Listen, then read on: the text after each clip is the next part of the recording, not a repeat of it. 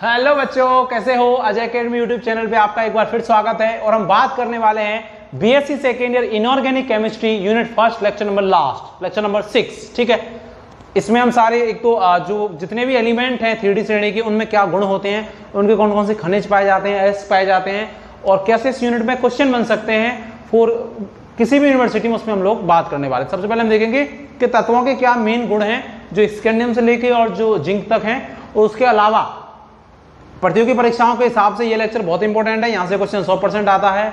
अगर पढ़ रहे हैं तो दिमाग में प्रतियोगी परीक्षाओं को रखें, डिग्री लेने के लिए नहीं पढ़ रहे हैं, मैं बार बार कह रहा हूं। और अगर सर अच्छे लगते हैं तो वीडियो को भी लाइक किया करो, सब्सक्राइब किया करो, कमेंट किया करो और लोगों को बताया करो कि अगर आपको लगता है कि सर में दम वाली बात है तो सपोर्ट करो यार।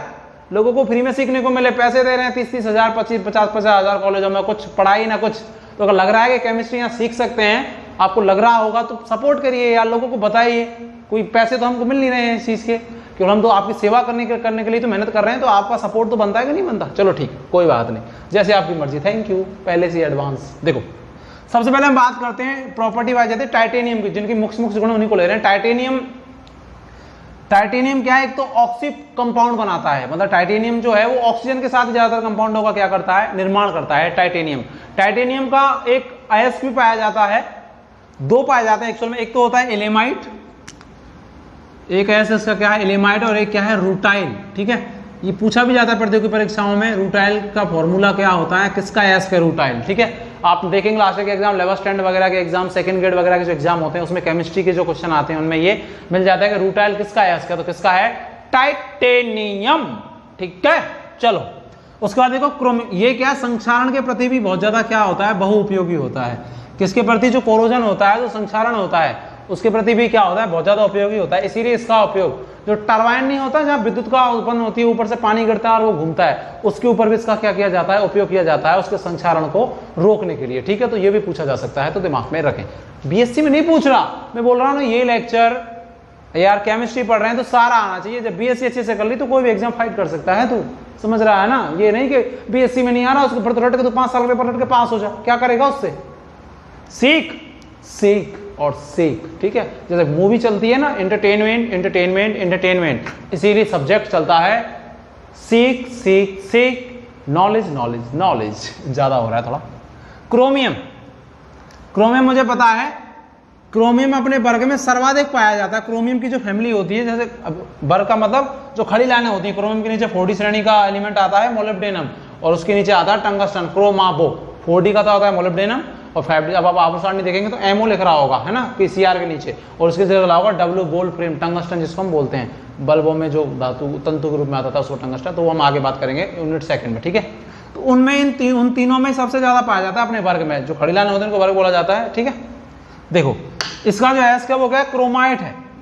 क्रोमाइट इसमें चांदी जैसी चमक पाई जाती है। ठीक है, क्रोमियम में आपसे पूछा जा सकता है प्रतियोगी परीक्षाओं में कि ऐसी कौन सी 3D श्रेणी की धातु है इसमें चांदी के समान चमक होती है। ठीक है, तो वो कौन सी होती है, क्रोमियम होती है। ठीक है, ये क्या है, क्षय से बचाने के लिए भी उपयोगी होती है। जैसे कहीं किसी चीज का क्षय हो रहा है, कुछ चीज खत्म हो रही है तो उसको अगर इसको लगा दिया जाए तो वहाँ क्षय क्या हो जाता है, रुक जाता है। दांतों का क्षय होता है कि नहीं आता, चांदी लगाते हैं, अगर चांदी नहीं हो तो फिर क्रोमियम का भी उपयोग किया जा सकता है। ठीक है, उसके बाद देखो मैग्नीज का मुख्य ये अयस्क है एक पायरोलुसाइड, जिसका सूत्र होता है MnO2। पूछा जा सकता है, प्रतियोगी परीक्षा में बहुत बार पूछा हुआ है। ठीक है, देखो चीजें दुनिया में सब जगह हैं, लेकिन जो आप तक चीजों को पहुंचा दे, आपको बता दे, वो बेस्ट है। तो आई एम अ बेस्ट, अपनी नजर में होना भी चाहिए। ठीक है, आपकी नजर में हूं नहीं हूं मुझे नहीं पता, वॉटएवर। देखो इसकी मुझे पता है कि मैग्नीज जो होता है वो 3D श्रेणी में सर्वाधिक ऑक्सीडेशन स्टेट शो करता है, कितनी, +7 तक। इसका क्या कारण है कि इसके डी में कितने युग्मित इलेक्ट्रॉन होते हैं, 5। अगर आप ऑक्सीकरण अवस्था वाला लेक्चर देखेंगे तो उसमें साफ है कि डी कक्षक के वही इलेक्ट्रॉन त्यागे जाते हैं जो अनपेयर्ड हैं, और 2 इलेक्ट्रॉन ही किसके त्याग देता है, एस के, तो 5 और 2 7। इसीलिए मैक्सिमम ऑक्सीडेशन स्टेट 3D श्रेणी में किसकी होती है, 3D श्रेणी में मैक्सिमम ऑक्सीडेशन स्टेट किसकी होती है, मैग्नीज की होती है। ठीक है, आयरन का जो मेन अयस्क हमने नमी दसी से पढ़ रहे हैं, हेमेटाइट क्या होता है, Fe2O3, और मैग्नेटाइट क्या आता है, Fe3O4। बहुत जब शुद्ध जो लोहा होता है बहुत नरम होता है। ठीक है, जो हम देखते हैं कुलाड़ी, पुलाड़ी, ढुलाली, सुड़ाली, उनमें क्या चीजें मिला दी जाती है इसलिए वो ठोस हो जाता है, जबकि शुद्ध लोहा नरम होता है। हेमेटाइट इसका मुख्य अयस्क है Fe2O3, मैग्नेटाइट होता है Fe3O4। ये ज्यादातर किन ऑक्सीकरण अवस्था में कंपाउंड बनाता है, +2 में और +3 में। ठीक है, FeCl3, FeCl2 का भी आपने नहीं सुना होगा, FeCl6। ठीक है, या तो +2 में या Fe+3 में कंपाउंड बनाता है, क्योंकि जैसे जैसे बाएं से दाएं जाते हैं ऑक्सीजन अवस्थाओं की स्टेबिलिटी या जो मैक्सिमम ऑक्सीजन अवस्था है वो क्या होने लग जाती है, कम। ठीक है, क्योंकि जेड इफेक्ट बढ़ने लग जाता है, नाभिक का आकर्षण, तो इलेक्ट्रॉन त्यागने की प्रवृत्ति कम, तो ऑक्सीजन अवस्था क्या हो जाती है, कम।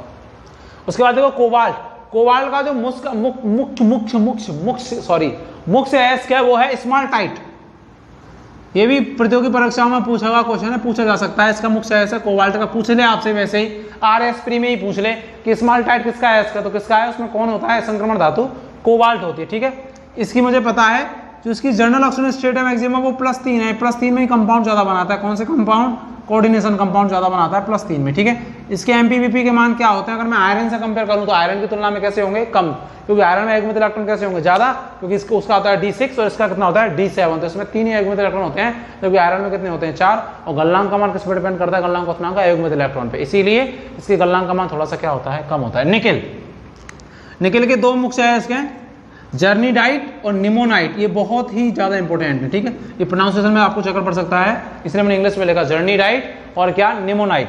ये निमोनाइट जो है ये पूछा जा सकता है आप लोगों से। ठीक है, प्रतियोगी परीक्षाओं में इसके मुख्य अयस्क है। ठीक है, इसकी जो मोस्ट ऑक्सीजन अवस्था होती है वो होती है +2। ये ज्यादातर +2 में ही कंपाउंड बनाता है। हम लोग अभी 3rd यूनिट में पढ़ेंगे कोऑर्डिनेशन कंपाउंड, आपने 11th-12th में पढ़ा होगा। निकल कंपाउंड बनाता है जैसे NiCN4 +2 या -2, तो निकल पर जो ऑक्सीजन अवस्था आएगी वो +2 आएगी। इसलिए निकल जो भी कोऑर्डिनेशन कंपाउंड बनाता है वो ज्यादातर किस ऑक्सीजन अवस्था में बनाता है, +2 में ही बनाता है। ठीक है, देखो कॉपर, कॉपर के 2 मुख्य अयस्क हैं, एक तो होता है CuFeS2, इसको क्या बोला जाता है, कॉपर पायराइटिस, CuFeS2 पायराइटिस,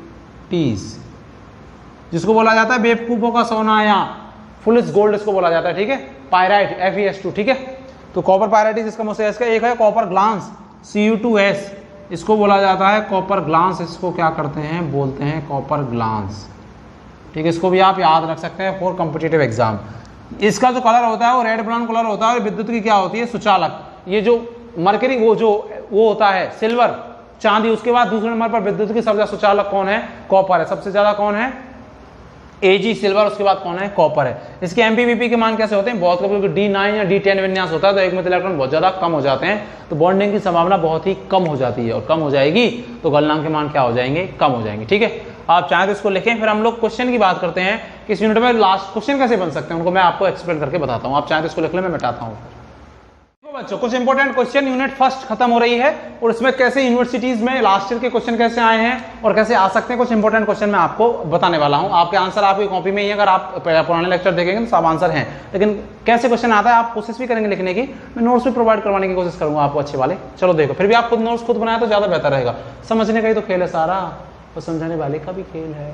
ओहो, देखो FeO Fe2O3 की तुलना में अधिक क्षारीय होता है, क्यों, बता सकते हैं आप क्यों क्षारीय होता है, क्योंकि जिस पर ऑक्सीकरण अवस्था कम होगी उस पर इलेक्ट्रॉन बचे रहेंगे तो वो आसानी से दे देगा, और दे देगा तो वो मोर बेसिक होगा। देखो अगर मैं FeO पर ऑक्सीकरण अवस्था निकालूं तो FeO में आयरन पे कितनी आएगी, +2, अगर Fe2O3 में निकालूं तो कितनी आएगी, जिसमें निकालते हैं उसको x मानते हैं, आयरन कितना है 2, तो 2x प्लस एक ऑक्सीजन पर चार्ज होता है -2, 3 से मल्टीप्लाई करेंगे -2 को तो 6, और इजिकल टू क्या बराबर में 0, तो 2x बराबर क्या आएगा 6/2, तो कितना आ जाएगा ये +3 आ जाती है ऑक्सीजन अवस्था। ठीक है, मैंने पहले भी बताया था।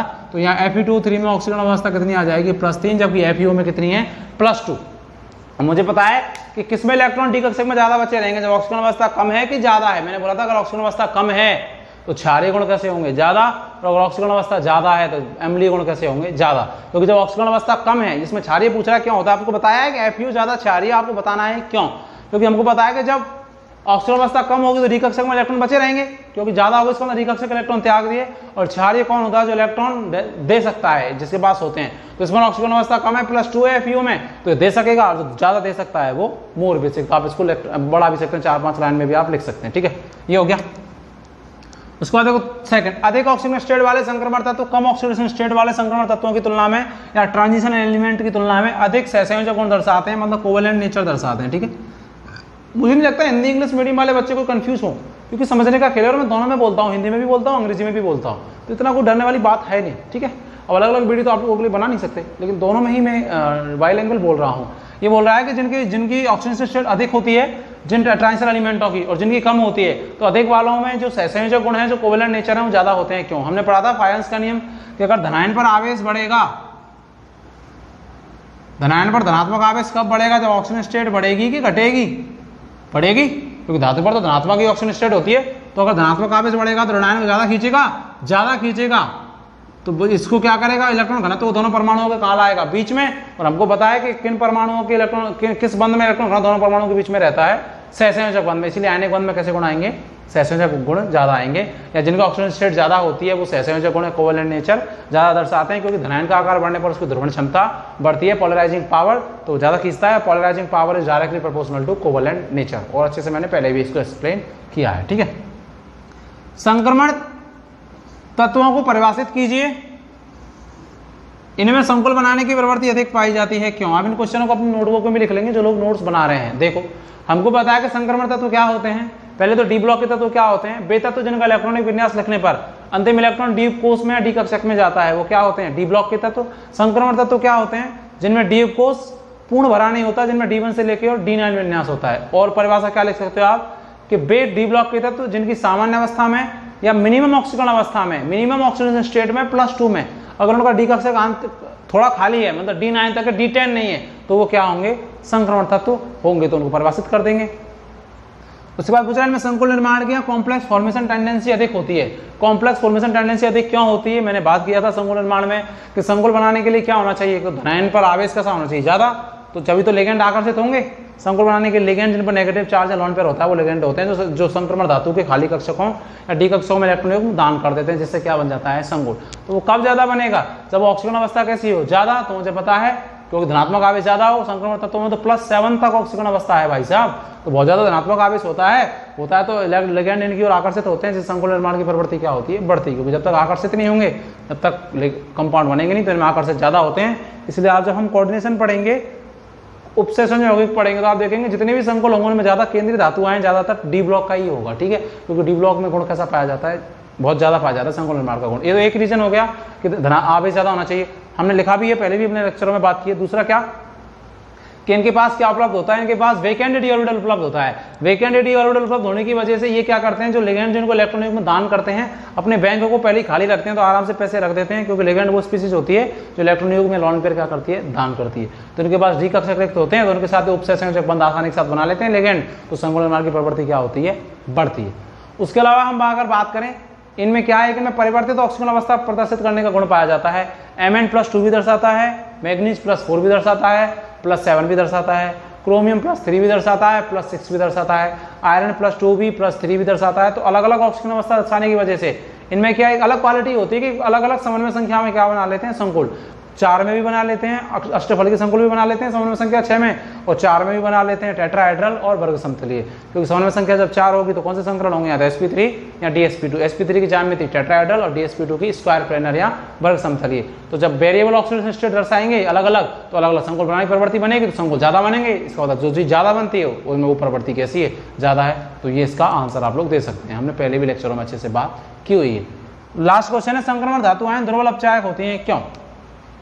सोचें, अपचायक कौन होते हैं? पहली बात तो अपचायक वे पदार्थ होते हैं जिनका खुद का तो ऑक्सीकरण होता है और दूसरे का क्या करते हैं? वो अपचयन। मतलब अपचायक जो इलेक्ट्रॉन युग्म त्यागते हैं वो क्या कहलाते हैं? अपचायक कहलाते हैं, ठीक है।